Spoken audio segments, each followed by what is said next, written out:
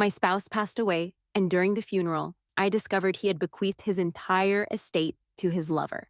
Without a second thought, I immediately arranged for his body to be cremated, removed his black jacket adorned with white flowers, and tossed it into the garbage.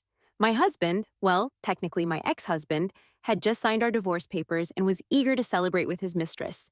Tragically, he was involved in a car crash, leaving me, our daughter, and millions in inheritance behind. I managed to hold back my sorrow and proceeded with the funeral. Midway through the service, my closest friend Sarah called to inform me that his mistress was at the bank attempting to transfer his assets using both the will and the divorce papers. That deceitful jerk had pulled a move like that even before the ink on the agreement had dried.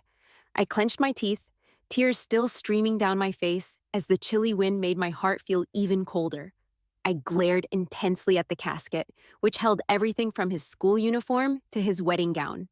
I had been his rock, supporting him from having nothing to achieving something. We had known and loved each other for so many years. I endured his betrayal, but to leave me not a single dime, even in death, was unbearable. My mother-in-law, Linda, noticed my expression and immediately came over to berate me. "Amy, your husband's a thief because of you. My son died early because of you. Get a grip and make sure the funeral is handled properly." Linda always thrived on causing drama. She had always made my life difficult on purpose, but I had put up with her before to make things easier for Jake. Now, however, I looked at her coldly. "Do you have the right to tell me what to do? Don't I even have the right to answer my phone?" Linda was taken aback by my sudden sharpness, as I was usually timid and easily bullied. "Amy, who gave you the nerve to talk to me like that? I always knew you were just as rude as your mother. You better speak up so everyone can see who the real troublemaker is. You're young and already a widow, with older folks sending off younger ones. I think you brought this on yourself." Linda was so furious she could barely speak coherently. I sneered and walked into the room, everyone bowing their heads as they listened to the priest's final eulogy. Jake's coffin was placed in the center of the platform, surrounded by several large wreaths, and in the middle was a smiling but insincere portrait of him. Seeing his face again, I felt no sorrow. Just hearing the name of that mistress, I could picture Jake with her, cheating every night under the guise of working late. Stop the eulogy," I interrupted the priest's speech, shocking all my relatives and friends present. Jake's sister, Emma, stood there, staring in disbelief, not understanding why I was insulting her deceased brother. "Amy, what are you doing?" I walked up to the platform, grabbed the MC's microphone, and declared, "Friends and family, the funeral is officially over today." Ignoring everyone's astonishment, I walked straight to the door. Emma grabbed my arm, ready to assert her usual dominance. "Where do you think you're going? Explain yourself. Why are you ruining my brother's funeral?" I didn't want to get involved with them any further, but I pointedly asked Emma, giving her a slap. The loud smack silenced everyone in the hall, the sting still tingling in my hand as I let go. Linda and Emma were stunned. "Emma, she's always been kind to you in college. Both your brother and I had just graduated, and it was me who earned the money to support your tuition and living expenses. Yet, what have you done? You introduced your friend to your brother to be his mistress. How could you treat me like this? You borrowed money from your brother and still haven't paid it back, have you?" I coldly questioned Emma. This family really didn't appreciate what they had. "Do you think just because my husband died, the $500K inheritance won't be noticed? That's my marital property." Emma's eyes shifted, clearly feeling guilty. Relatives and friends gathered around, wanting to mediate. "Amy, Jake's dead. Can't your family stop causing trouble? If there's something to say it instead of resorting to violence. If my brother were still alive, could he watch you bully his mother and sister like this?" Back when Emma and Jake were starting their business, these relatives stayed away. Now, they're all stepping in as peacekeepers. Since that's the case, I don't want to hide Jake's dirty secrets anymore. I continued. "If you're also curious, listen up. Jake cheated during our marriage, and now he's even made a will to leave all his property to that mistress.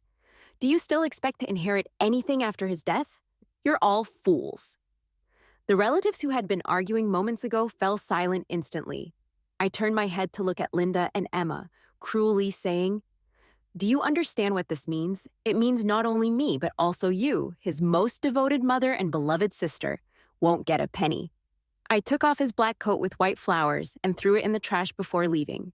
Leaving Linda a parting gift, I walked out the door, but took a few steps back to mock her. Linda, didn't you say earlier that you wanted to bury your son in the countryside so his body couldn't be cremated?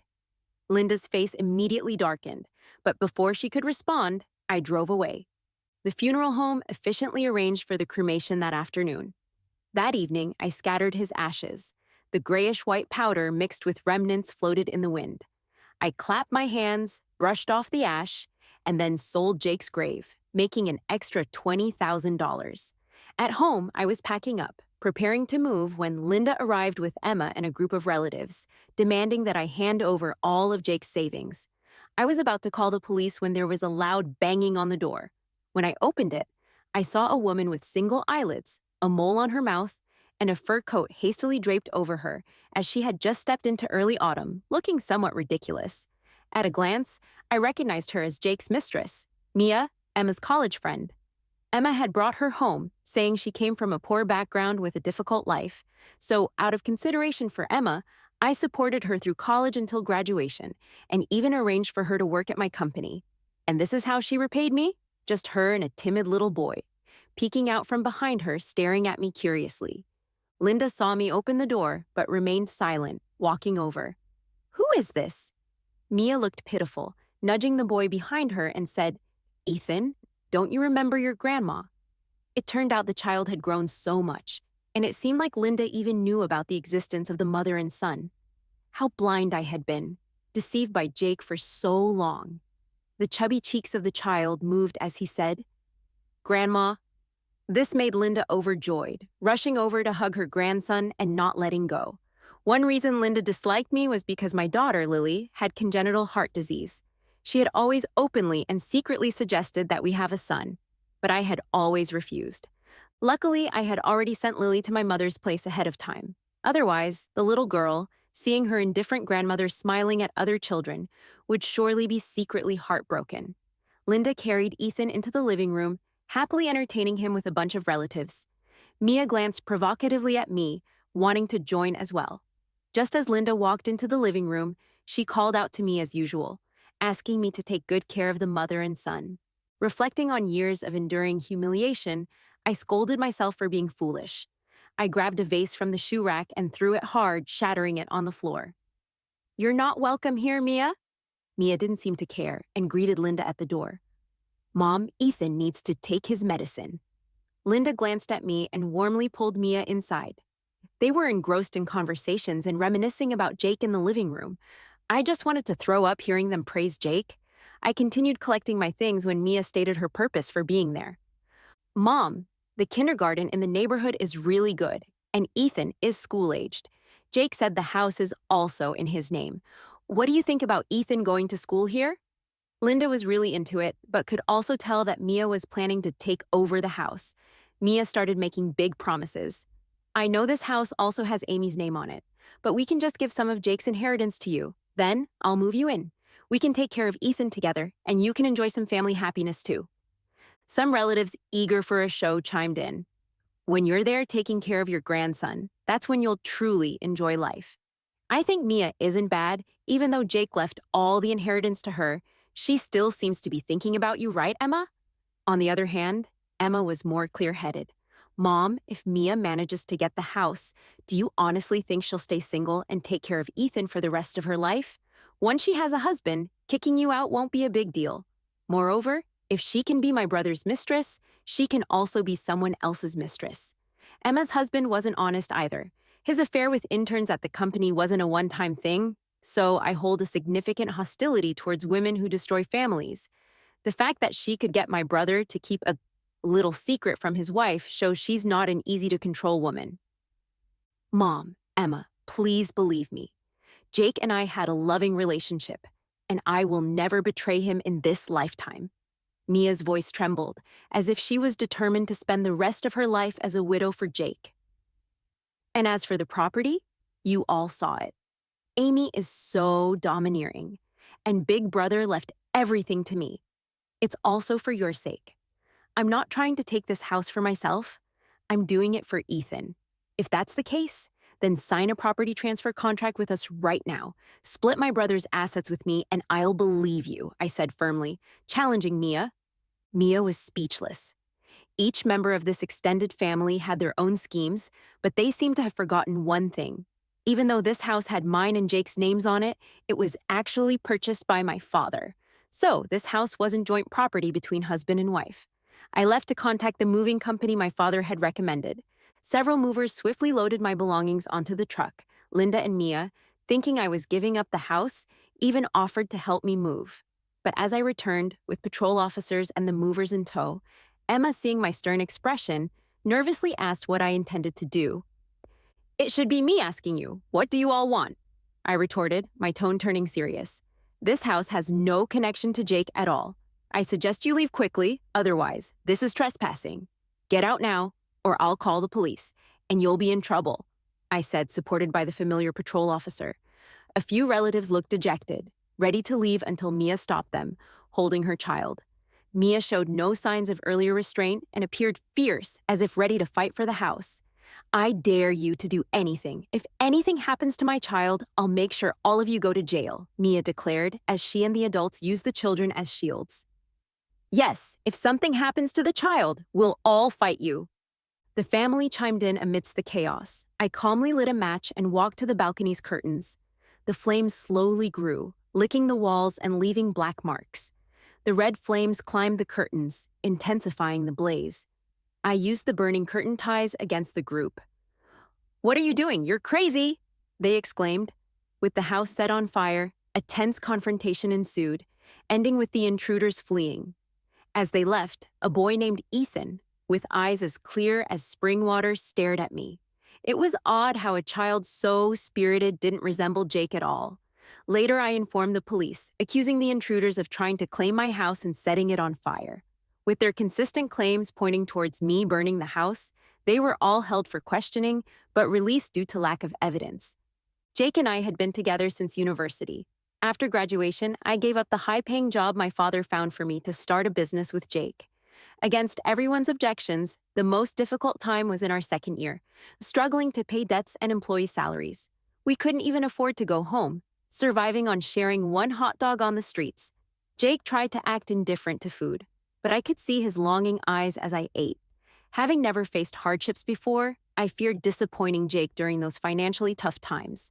As our business started to stabilize with a $3 million investment from my father, Jake's career took off, and our life was peaceful and happy until I resigned from the company to focus on raising our son, Lily. Lily suffered from congenital heart disease, was fragile, and frequently ill. My only wish was for her to recover, and I pleaded with Jake not to have more children. But as Jake started behaving differently and began an affair with Mia, our once harmonious life began to unravel. However, I wouldn't let this adulterous couple succeed. Standing at the company's entrance, looking up at the towering skyscraper, the deep blue windows reflecting the clear sky, the assistant hastily cleaned her makeup upon seeing me and asked, "Amy, why are you here?" Glancing at her cluttered desk, I bluntly responded, "Tidy up and go to finance to settle your salary." Peter, the HR director and Emma's husband, approached and questioned, "Amy, what brings you here?" Reminiscing about when Jake suggested bringing Peter into the company to assist, I recalled his unimpressive capabilities and arrogance. Despite my refusal, Jake later hired Peter when I left for maternity leave. Since then, the company's interns were all tall, slim, attractive young women. The present assistant was one of them, caught off guard by my stare and scattered makeup. "Peter, don't worry. If you're so keen on protecting her, why don't you both plan your next career step together?" I sneered, terminating her employment. Startled, Peter tried to retort, but I interrupted. "I'm the majority shareholder now. Pack your things and leave. Your sneaky games are no secret here." As the crowd watched, a familiar gaze met mine. Lucas, the project manager I had mentored from an intern. Although aware of the company's recent struggles, the surprising numbers in the financial report sparked my interest. The company was now almost an empty shell. "If you don't come back soon, it will go bankrupt." Lucas sighed slightly, realizing the company's situation was very serious. But his own efforts alone were obviously not enough to save it. The employees below had long-standing grievances, and if the company didn't show signs of improvement, what would happen? I frowned as I looked at the documents in my hand. Over the years, Jake had immersed himself in a life of luxury, completely ignoring the difficulties the company was facing. The company that I had poured 5 years of hard work into establishing was now on the brink of collapse. My heart ached at the thought of having to start all over again, sweeping up Jake's ashes. Just then, a commotion erupted outside. It sounded like Mia. Mia placed Ethan on the front desk and cursed me for being shameless. Amy, come out and confront me. Jake left the inheritance to me. I'm willing to give you face and not take you to court. Don't push your luck, Mia shouted angrily. Peter, who hadn't left yet, heard someone cursing at me and stepped forward excitedly to join the accusation. That's right, Amy. You're ruthless. I've worked diligently for the company for 5 years. You need to give me an explanation if you want to dismiss me, Peter exclaimed. Even the assistant who knew how he had entered the company and enjoyed a carefree life decided to leave after packing up his things, knowing he would get an extra month's salary. The employees gathered around, and I pushed through the crowd and walked out. I was tall and well-built, with a commanding presence. Today I was wearing a red suit, exuding professionalism and authority. My slightly curled hair cascaded down my back, and my lips were painted with bold red lipstick. In contrast, Mia was wearing out-of-season fur-lined jeans with a slightly blackened face and unsuitable peach-colored lipstick. Comparing Mia's appearance with mine, one might momentarily wonder who the real mistress was. Mia, with your looks, I don't need your face. Did Jake have the right to leave the inheritance to you? It was our joint property as a couple. Besides, the initial capital of the company was mine, with a notarized agreement established from the beginning. If Jake betrayed me, the company belongs to me. Are you sure you can win this lawsuit? I retorted sharply. Mia was visibly agitated, her cheeks trembling. We'll see in court, she snapped. But this company was built by both of us, and I gave birth to his child. The company should rightfully belong to me and my son. I couldn't help but laugh at her audacity. She had been deceived into having a son by Jake and still didn't realize the truth about him. Everyone suddenly understood Mia's true identity, and their gazes towards her turned to disgust and disdain. Whatever her reasons were, they were despicable. Mia, how shallow is your thinking to say such things? Accompanying him where? In a hotel bed? I mock you for coming here with a child after being a mistress. If it were me, my wife would have broken my legs. I don't know what Jake saw in you. Mia's face reddened with shame as she reached out to grab Peter standing nearby. I ran out of patience and raised my phone, which already had the emergency number dialed, warning them to leave immediately. I usually spoke gently and kindly, but Peter, who had recently joined the company, hadn't seen my firm and decisive side until now. Peter gulped nervously and stood up to leave. Amy, it's not my business, he mumbled. I've been working here for a long time. How do I explain this to Emma if I leave now? I chuckled softly as I pulled out several photos from my phone.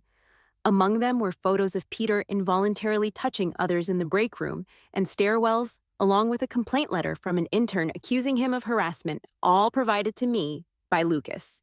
Pointing at the photos, Peter shook his finger in disbelief. How did you get these? Never mind how I got them.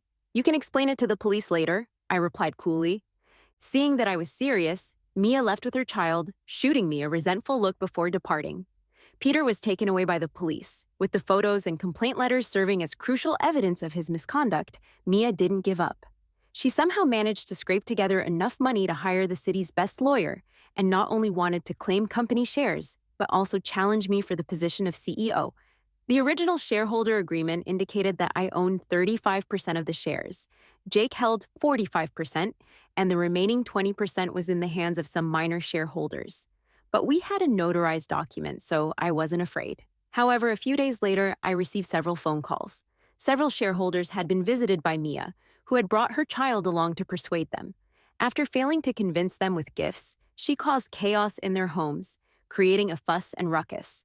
Two of the shareholders' wives were acquaintances of mine, and upon hearing about Mia's identity as a mistress, they expressed heartfelt support for me to continue as the company's CEO. With the support of my shareholders now at 46%, Mia's chances of success were slim, and she lost even more ground after I made a certain phone call. The voice on the other end of the line was hoarse, as if suffering from a cold. Amy, William was my childhood friend who left the city after I married Jake. We had rarely been in touch since then. with only occasional likes on social media. Hearing his voice after a long time, I couldn't help but choke up. William? I replied as he inquired anxiously. What's wrong? Amy? Tell me, I'll help you. I regretted avoiding William's extended hand in the cold that day. Perhaps everything would have been different. After learning about the recent events, he expressed his apologies, blaming himself for not paying attention to my situation lately. He was being silly. I knew that all this was my own doing, and I couldn't blame anyone else. William suddenly appeared with a share transfer document and a red face, his gaze towards me gentle and caring. Amy, don't be afraid. I'm here, he reassured. He still looked like the image in my memory, thick brows, large eyes, and a high nose. Although I was considered tall among women, standing next to him only put me at chin level. Despite William looking a bit weary after rushing to take the train, his melancholic charm was even more captivating. As soon as he stepped into the company, the female employees were drawn to him. William introduced me to one of his lawyer friends, and we had dinner together to discuss the details of the case. The lawyer mentioned similar cases where mistresses were unlikely to win inheritances left by deceased husbands. However, the issue of Ethan, as Jake's illegitimate child, still had some inheritance rights. Hence, the best and least risky way to resolve the situation was through negotiation. As we bid farewell to the lawyer, I prepared to drive William to the hotel, but I noticed his face was flushed, indicating something was wrong. I touched his forehead, which was alarmingly hot. Concerned, I was about to drive him to the hospital when William said, It's all right. I have some fever medication in my bag. Just take one, and I'll be fine. I took him back to my new home, where I helped him cool down his fever with a damp cloth and alcohol wipes until late into the night. When I saw that his fever had subsided, I breathed a sigh of relief. As I was about to leave, William grabbed my hand. Turning back, I saw him with his eyes closed, murmuring in his sleep, Amy, don't leave me. My heart skipped a beat, and I gently freed my hand from his grasp. After causing a commotion without achieving her desired outcome, Mia brought chaos to the company. Sitting on the rooftop with her child, she even called in the media, threatening to take over the company and the house. Despite my hatred for her, I couldn't help but feel sorry for the child, who was innocent and didn't deserve to suffer under such a mother. I explained the situation as told by my lawyer to her and said, I know you've spent all your savings to hire a lawyer, and now you're struggling to make ends meet. Going to court in this situation will be a long process, and you may not even win. However, if you sign an agreement to renounce the inheritance, I will consider supporting your child until he graduates from college. Mia, not entirely satisfied, had Ethan crying in her arms. I couldn't bear to see that. Speak to me properly and don't scare the child, I demanded. Mia glanced at the abyss behind her, staring at me with hostility. You pushed us to this extreme, and you're still pretending to care about the child. Facing the flashing lights of the reporters, Mia accused me, saying she's heartless, pushing my child and me to the brink. The house isn't ours. The company doesn't have a stake in us, let alone any savings. Everything is in her hands. I know I've morally failed, but the child is innocent. My Ethan is only 3 years old and has lost his father. He doesn't even have a secure future now. The reporters reacted indifferently, focusing on capturing the moments for their own gain, rather than showing concern for Mia's emotions. Lucas ushered the reporters out of the building, and other colleagues tried to persuade Mia to come down, but she became more agitated, behaving like a mad woman. I sighed in exasperation. Jake, even in death, didn't rest peacefully and left me dealing with such a bizarre opponent. Linda and Emma also learned about the situation and hurried over. Seeing the child in danger, Linda cried out for Mia to put down the child. Emma glared at me and approached Mia to persuade her to give the child to her. If you want me to put down the child, that's fine, but you need to give me money. I want $5 million, Mia demanded. I've seen shameless people before, but never someone as shameless as Mia, I retorted. However, Linda and Emma were even more shameless, immediately resorting to moral blackmail. Amy, you have a company in hand earning another $5 million. It shouldn't be difficult. Just agree to Mia and give her $5 million, they urged. I chuckled in frustration. It was just moral blackmail, nothing new. Mom, Emma, you don't understand the situation with the company. I can't come up with $5 million. This child has nothing to do with me, but he's your grandson and nephew. If you want the money, you should pay. The two of them started to play the poverty card, and I calmly responded, I do have some money on hand, but it was meant for you too. Since it's come to this, you can have this money. As expected, when it came to their own interests, they didn't know where to start. Both changed their expressions, asking me how much money I planned to give them. I looked at Mia and said, You'd better get her down first. Nah. With a struggle, they managed to remove Mia, who finally let go of the child. But she suddenly pulled out a small knife from somewhere and rushed towards me. I couldn't dodge in time. And as the tip of the knife was 3 inches away from me, Linda and my colleagues on the other side couldn't help but gasp. Amy, be careful, boss. Lucas ran towards me. At that moment, an arm reached up from behind me, grasping Mia's arm firmly. It was William. As Mia tried to reach for me, William shook her off, and I ended up falling into his arms. William held me steady, his actions feeling a bit ambiguous as Mia got up from the ground. Amy, no wonder you can be so heartless with Jake after being married for 10 years. It's because you've had another man all this time. You're doing all this not for revenge on us, but for this man. Shut up, Mia. Accuse me if you want, but don't make unfounded claims, I interjected. Linda held Ethan's hand and told Mia to stop speaking. She urged her to leave as Ethan was terrified. Even Linda and Emma didn't believe Mia's words because they knew all my energy was focused on Lily. Even if it was for Lily, I wouldn't do anything that would harm family harmony. Afraid that Mia would lose her temper again, Linda took Ethan and didn't plan to let go. They were all ready to leave. Emma, walking at the back, smiled and asked me about the money I owed her from Peter. I smiled and said, You have to help me keep an eye on Mia, considering she's living with her mother now. If you can persuade her to give up her inheritance, I'll give you what I owe you when the time comes.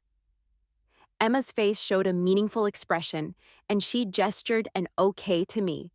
With William's 5% equity transfer and the support of the 2 shareholders' wives, I had successfully won the battle for the company. With William's introduction, the company also landed a few deals, temporarily easing the crisis and giving me a bit of breathing space in my life. I agreed to attend Lily's school's family sports day in a few days. William mentioned that since it was a family sports day, he also wanted to come along. I understood his intentions but politely declined. I always felt guilty about William. He had helped me so much, and I couldn't do much for him in return. All I could do was not stand in the way of his happiness and hope he would find the right person soon. While William dealt with the external threats to the company, Lucas took care of the internal issues. As a veteran employee, he carried some weight in the company. While William and I were out discussing clients, Lucas worked diligently to stabilize the company's employees. I treated Lucas to a meal and reminisced about the times when he was still an intern. I didn't have a high education, but if you hadn't nurtured me from the beginning, I wouldn't know where I'd be now. Lucas, he said with a hint of nostalgia, if you hadn't supported me, I wouldn't have grown into my role. I shook my head. Lucas may have graduated with an ordinary undergraduate degree, but his inner drive and determination made him the key pillar of the company. Today, even if I hadn't been there, he would have grown into his role given time. Lucas hesitated, as if he had something to tell me. Anyway, I'll drink another toast to you. After a few more drinks, he was completely intoxicated. He mumbled something about liking someone, but not wanting to be blamed. I didn't pay much attention to his words as I was more concerned about how to get him home. I saw William coming in from outside for some reason. I felt a sense of guilt, even though I didn't know why. William didn't say a word. He just lifted Lucas and left. I tried to assist, but he refused. Lucas was accommodated at the hotel where William stayed, and I left him a message to take a day off from work. On the day of the family sports day, all the other kids had their parents by their side. Lily, with her hair styled in twin ponytails adorned with bows, smiled innocently, saying, Mom and Grandma are here with me? I'm really happy. Lily's carefree attitude made me feel a pang of sorrow. If Jake hadn't passed away, at least Lily would still have a father during the 2-person leg-tied running event. While other parents were ready, my mom and I fumbled to secure the ties just as everyone was waiting for us. A familiar voice from behind said, Amy, let me help. The sunlight cast a golden hue over William's eyes as his soft hair gently swayed. Voices of admiration could be heard around us, praising, "Lily's dad is so handsome." I wanted to explain, but seeing Lily at the finishing line with a happy expression, I ultimately stayed silent. William helped my mom to the audience seats and quickly tied the rope around me as the whistle blew. Everyone dashed towards the finish line.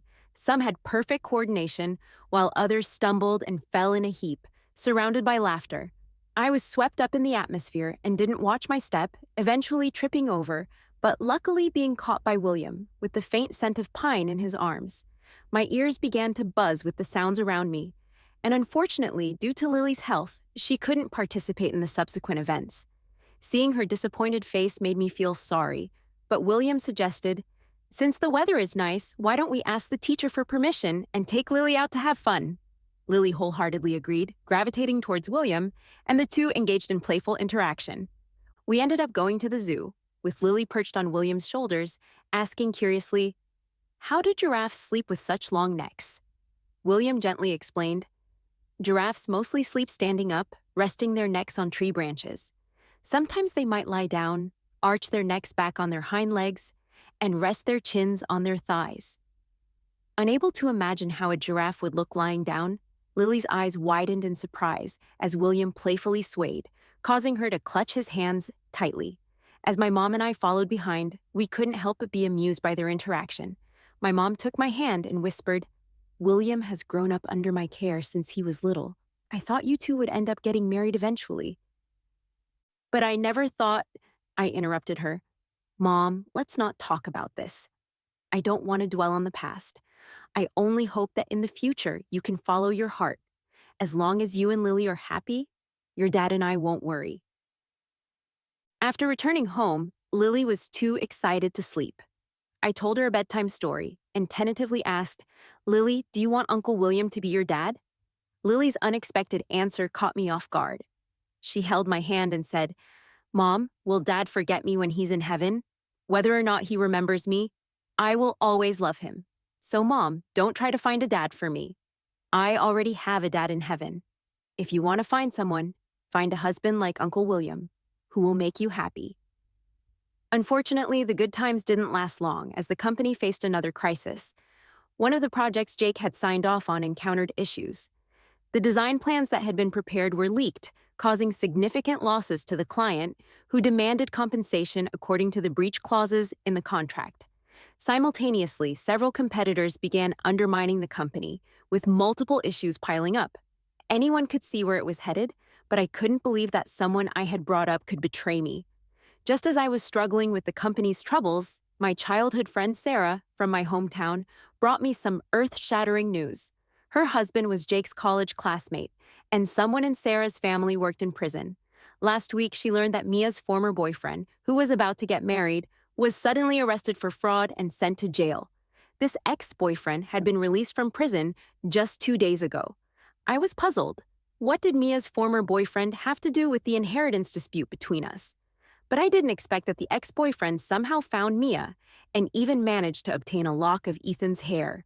Ultimately, the ex-boyfriend presented a paternity test to Sarah's husband, who also happened to be Jake's lawyer. The test proved a blood relationship between Ethan and the ex-boyfriend. Ethan wasn't Jake's child. The ex-boyfriend's goal was to find me. He demanded a hefty sum of $5 million just by opening his mouth, quite in line with Mia's character. Instead of immediately agreeing, I asked Emma to help me with something. A few days later, William accompanied me to Linda's house to confront Mia. Upon seeing us, they were surprised. I asked Linda to take Ethan away, then directly asked Mia, "Is Ethan really Jake's child?" Mia was flustered, her mouth slightly agape, eyes darting around in confusion. How is he not?" she stammered. The task I had Emma help me with was to collect Ethan's hair, nails, and saliva. In fact, there are methods for proving blood relations other than just paternity tests. I had Lily and Ethan undergo a half-sibling relationship test, which proved that they were not related by blood. I slammed the test results onto the table, along with a company financial report. "Now you have no cards left to play. Let me tell you the truth. I've been betrayed, and the company might incur debts of millions. The house is already not considered joint property of Jake and me. Taking into account the debts and the joint property share, the inheritance left by Jake amounts to a debt of $8 million according to inheritance laws, I explained. After further clarification, I gave Mia only one option: pay off the debts or face imprisonment, knowing that the child is not Jake's. I could easily request a paternity test to confirm the child's relation to Jake. Realizing my earlier folly upon learning about Jake's illegitimate child, I left without further delay. Unexpectedly, 3 days later, Mia wanted to meet me. She called me to a cafe, and without preamble, she began, "I know I'm no match for you, but do you know why Jake initially sought me out?" Uninterested in their past, Mia continued, "Jake was under great pressure, managing company affairs during the day. When he returned home at night, your focus was solely on your daughter. He had no one to confide in. Despite feeling unrepentant, the image of Jake's insincere behavior crossed my mind, causing me to feel nauseated. I had attempted to talk to Jake before, but often he gave transient responses and avoided continuing the conversation. Mia had turned me into the neglectful wife who wronged Jake." Mocking Mia, I retorted, "Mia, your compassion is too indiscriminate. As a corporate executive with wealth, status, a wife, and a child, Jake hardly deserves your sympathy. He wants another child? With his attitude towards Lily, another child would only be neglected. In that case, I'd rather divorce." I expected Mia to argue back, but to my surprise, she gazed calmly at me, almost as if waiting for something. At that moment, a sudden dizziness overcame me, a heaviness in my eyelids as darkness crept in. The last thing I saw was Mia's enigmatic smile, reaching out to me. When I regained consciousness, I found myself bound in an abandoned, unfinished building located in desolate surroundings. The building showed no signs of life nearby. Dusk was falling, and the cool evening air brushed against my skin, sending shivers down my spine. Behind me, I heard the scuffing of shoes against the dusty floor. My mouth was gagged. I strained to turn around. In a black jacket and jeans, despite the mask, I recognized the person immediately. It was Mia's ex-boyfriend, with a scar above his brow. "Amy, there's nothing to worry about being bound. I just need you to sign an agreement," he said, presenting a document titled Equity Transfer Agreement. Shaking my head gently, I gestured for him to remove the cloth from my mouth, tensing my sore cheeks. I tried to remain composed. "The company is going under. Even if I sign the agreement, you and Mia won't obtain what you desire." He removed my gag, my face stiffening. "Don't play tricks. I've heard your company has signed another contract with the project's client, absolving you all from damages." Surprised by this information, I had sought my father's help, and finding a compromise was a hard one. But how did Mia's ex-boyfriend know this? Disregarding the enigma, my urgency was to escape. My mother had some urgent matters today, and William volunteered to pick up Lily. I had been absent from home, and William would soon discover my disappearance. Escaping from this still depended on me. Trying to placate him, I said, "As you have control over me now, it's your call. But how can you guarantee my safe release after I sign the agreement?" The man raised his eyebrows, uncertain of my willingness to compromise. Mia's ex-boyfriend seemed invested in targeting Jake for Mia, rather than actually caring for her. Mia had lured me, and he threatened me to sign this agreement. "They were associates by circumstance. You seem pitiful," he lightly remarked, brows furrowed. "The captive here is you, so why should I feel pity?" Shaking my head, I reasoned, "Mia positioned herself behind, using you to deal with me. In case of an accident, you'll bear the consequences. But Mia can claim coercion from you and reap all the benefits." As his gaze pierced me, I sensed a presence behind me. Mia eventually emerged, walking towards us in disarray. She hesitated, finally looking at me. "No, maybe we should just get rid of her completely. This way I can inherit all of Jake's estate." Enraged, the man pushed Mia down. "So you found me a problem. I only ended up in here because I had to scrape together a dowry to marry you. I hadn't even been inside for a month, and you were already colluding with her husband. How about I just get rid of both of you to save trouble?" Their argument escalated, and I glanced out the window to see Emma's figure approaching. Clearly, they heard the noises and began to peer around. I kept my calm, trying not to reveal any signs.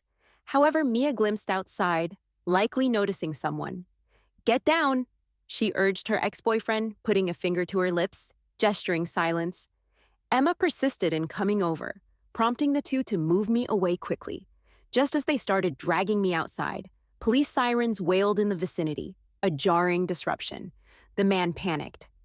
Has Emma called the cops? As the police car drew closer, I faintly heard William's voice over the loudspeaker. A police officer exclaimed, "You are surrounded! Release the hostage!" Both Mia and the man became increasingly restless. The man brandishing a hidden dagger, I shook my head in terror, but he already had the knife raised. Mia was also scared and lowered her voice. "What are you going to do? Are you really going to kill her?" I turned my head in fear, expecting pain, but the ropes on my body loosened. "Go! Don't involve Mia and the child in this. Tell the police that I did it all, that Mia released you while I wasn't paying attention." I was surprised, and my legs felt weak. Cautiously, I moved along the wall and ran out as soon as I saw the stairs, not looking back. William stood next to a few policemen, and as he saw me running out, he ran towards me. I collapsed into William's arms, completely out of breath, before the policeman could ask any questions. Two figures appeared at the window upstairs. A man was holding Mia hostage. "Let me go, or I'll kill her." Mia's face was pale, trying to avoid the knife by lightly gripping his sleeve. William picked me up, and Emma came over. "Amy, are you okay?" I saw Mia acting suspiciously these past few days, so I followed her today. Never thought you guys would be kidnapped. Two policemen went up to negotiate with the man, while several police cars and ambulances slowly approached. In the end, Mia managed to escape her former boyfriend, who had been released from prison less than a month ago and was sentenced for kidnapping and extortion. Everyone found out that Ethan wasn't Jake's child. I pressed charges against Mia for fraud, extortion, and kidnapping.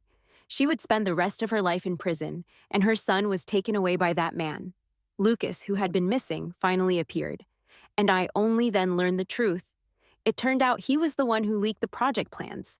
When I found him, he was living in a shabby and damp house. I was puzzled. "You made quite a bit of money over the years, plus the money from selling the plans. You shouldn't be living here." Lucas tipped me to a nearby hospital, where through the glass, I saw a frail little girl, lying in a hospital bed. "She's my sister.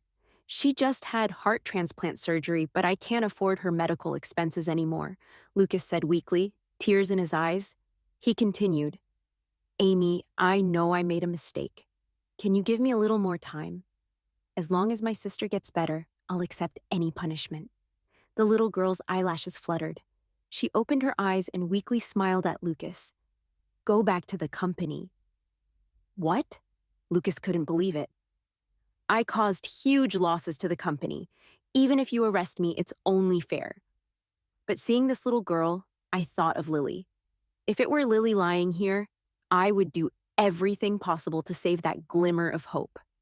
"I'll advance your salary to pay for your sister's medical expenses. You'll have to help the company earn back the losses you caused before. Can you do it?" Lucas pursed his lips, his eyes slightly red. He solemnly said, "Amy, I won't disappoint you again." With everyone's combined efforts, the company returned to the right path and gradually improved. The matter of the inheritance was settled. I gave Linda and Emma each a sum of money, enough for them to live without worries. I had Emma divorce and work by my side so she wouldn't be tied down by a scumbag her whole life. I felt like I was finally fulfilling something for Jake. William moved into my neighborhood and got a Labrador. The little guy was very likable. So every night, rain or shine, I would walk Lily and the dog, accompanied by William. I can't remember which night it was, but William held my hand. I felt something cold slip onto my finger, and looking down, it was a diamond ring. "Amy, let me take care of you and Lily for the rest of our lives," he said with the ring on his finger. What else could I do but say yes?